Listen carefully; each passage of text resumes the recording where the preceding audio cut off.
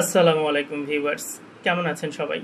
আশা করি সবাই ভালো আছেন। আমার black magic YouTube channel Shahriar কবিতা স্পিরিচুয়াল হেলারে আমি শাহরিয়ার আপনাদের সবাইকে স্বাগতম জানাচ্ছি।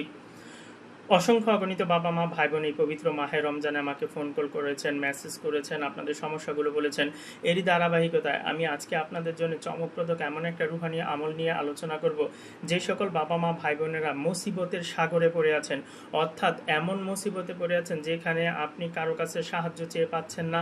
আপনি যেই দরজায় যাচ্ছেন সেই দরজায় থেকে আপনাকে ফিরিয়ে দেওয়া হচ্ছে, কোনো রকমে কোনো কুল কিনারা খুঁজে পাচ্ছেন না, একদম দিশেহারা অবস্থায় আছেন। এই দিশেহারা অবস্থা থেকে যদি জীবনের জন্য মুক্তির রাস্তা খুঁজে পেতে চান, আমি পহেলা রমজানে যে আমলটা দিয়েছি, দশম রোজাতে যে আমলটা দেব, 30 রোজাতে, তারপরে 21 রোজাতে যে আমলটা দেব, এই আমলগুলো আপনারা যদি ধারাবাহিকভাবে করেন ইনশাল্লাহ সেই সমস্যা থেকে মুক্তি পাবেন।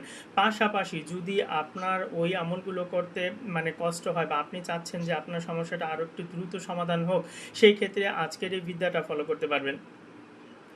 যদি ইউটিউবে আমার চ্যানেলটাতে নতুন হয়ে থাকেন, চ্যানেলটাকে সাবস্ক্রাইব করে দেবেন, ভিডিওটা একটা লাইক কমেন্ট শেয়ার করে দেবেন। আপনার একটা লাইক কমেন্ট শেয়ার, একটা সাবস্ক্রাইবের কারণে অসংখ্য অগণিত বাবা মা ভাই বোন বেঁচে যাবে অনেক ধরনের অনলাইন প্রতারকদের হাত থেকে।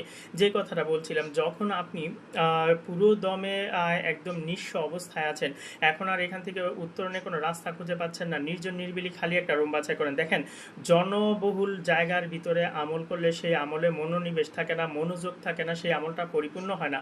আপনার যখন পরিপূর্ণভাবে আপনি একটা নির্জন নিরিবিলি প্লেস খুঁজে পাবেন, ওইটা রুম হতে পারে, বাড়ির ছাদ হতে পারে, নির্জন জায়গা হতে পারে, যে কোনো জায়গায়, সেই জায়গাটাকে ইফতারের আগ পর্যন্ত সময়ের ভিতরে ধূপলবান আগর জ্বালাতে হবে না। ইফতারের পরবর্তী সময়গুলোতে ধূপলবান আগর জ্বালিয়ে নেবেন।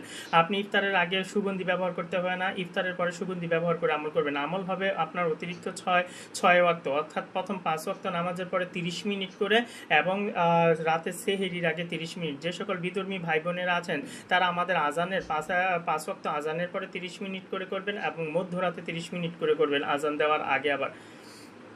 তো আপনি ঘরের পূর্ব দিকে যেখানে আমল করবেন সেখানে পশ্চিম দিকে মুখ করে বসবেন, জায়নামাজ বিষে। এই ক্ষেত্রে জায়নামাজ হবে সবুজ। আপনার যে তাসবিটা, সে তাসবিটা, দাস্তে গায়েবের তাসবিটা হবে সবুজ। আপনি সবুজ তাসবির উপরে, সবুজ জায়নামাজের উপরে সবুজ কাপড় পরিধান করে, যদি না থাকে কষ্ট করে একটু কিনে নেবেন, সবুজ কাপড় পরিধান করে আপনাকে আমলটা করতে হবে। দাস্তে গায়েব রিলেটেড যত জিনিস আছে সেগুলো পরিপূর্ণ না হলে কখনো দাস্তে গায়েবের দরজা খোলে না।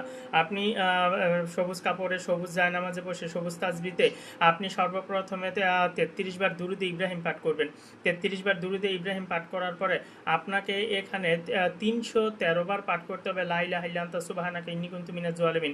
এরপরে আধা ঘন্টা আপনি জপ করবেন আল্লাহুম্মা ইন্নিয়াস আলুকা মিন ফাদলিক, আল্লাহুম্মা ইন্নিয়াস আলুকা মিন ফাদলিক। এই শব্দটা আপনি জপ করতে থাকবেন আধা ঘন্টা। এই আল্লাহুম্মা ইন্নিয়াস আলুকা মিন ফাদলিক যখন আধা ঘন্টা জপ করা হয়ে যাবে, অতিরিক্ত 33 বার সাল্লাল্লাহু আলাইহি সাল্লাম অথবা দুরূদ ইব্রাহিম পাঠ করে আপনি মোনাজাত করবেন আল্লাহর দরবারে। আপনার যেই সমস্যাটা আছে সেই সমস্যাটার জন্য আল্লাহর কাছে দোয়া করবেন। এই আমলটা যখন শেষ হয়ে যাবে, আপনি দুরূদ শরীফও পাঠ করে নিয়েছেন, তখন আপনার কাজ কি? এখানে দাস্তে গায়েবের কিছু জিনিস থাকে। আপনার কাছে যদি ঘরে মজুদ পরিমাণ চিনি থাকে, অথবা যদি চিনি না থাকলে যদি খেজুর থাকে, আপনি প্রত্যেক দিন আমল যখন শেষ করবেন, মোনাজাত যখন শেষ করবেন, অর্থাৎ আপনার আমলও শেষ, মোনাজাতও শেষ, আপনার সামনে 1 চামচ চিনি নেবেন, সেই চিনিটার উপরে ফু দিয়ে এই চিনিটা পরের দিন ফজরের ওয়াক্তের পরে কোনো পিঁপড়াদের খাইয়ে দেওয়ার জন্য এমন কোনো জায়গায় ফেলে দেবেন যে জায়গায় পিঁপড়ারা খেতে পারবে। আর যদি খেজুরের উপরে করেন, এমন সংখ্যক 1 মুষ্টি খেজুরের উপরে করবেন। ইফতারের সময় এই খেজুরটা আপনি ব্যতীত প্রত্যেকটা ঘরের সদস্য, অথবা দেখা গেছে কিছু গরিব মিসকিন মানুষকে খাইয়ে দিবেন আপনার নিয়তে, আপনি যে নিয়তে আমল করতেছেন। এভাবে লাগাতার আপনি আমলটা করে যান। মাত্র আপনাকে আমলটা টোটাল আমল হচ্ছে 21 দিনের।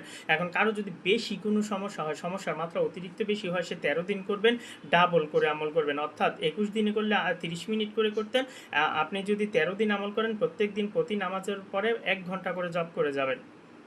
ইনশাল্লাহ আপনার নির্দিষ্ট সময় যখন শেষ হবে, পবিত্র মাহে রমজান বিদায় নেওয়ার আগে আপনার আমলের রাস্তা, দাস্তে গায়েবের রাস্তা খুলে যাবে। আপনি যত ধরনের মুসিবতে থাকেন না কেন, যেই কোনো হালতে থাকেন না কেন, যেই কোনো সিচুয়েশনে থাকেন, সেই সিচুয়েশন থেকে, সেই অকষ্টের সিচুয়েশন থেকে আল্লাহ পাক রব্বুল আলামিন আপনাকে চিরতরে নাজাতের ব্যবস্থা করে দেবেন। আপনার দাস্তে গায়েবের রাস্তা খুলে যাবে। তবে দাস্তে গায়েবের ক্ষেত্রে, এইসব জিনিসগুলোর ক্ষেত্রে আপনাদেরকে যে কাজগুলো করতে হয় সেগুলো হচ্ছে আপনাকে 5 ওয়াক্ত নামাজ পড়তে হবে, আপনাকে হালাল রিজিক খেতে হবে, মিথ্যা পরিহার করতে হবে। আশা করি কথাগুলো বুঝতে পেরেছি।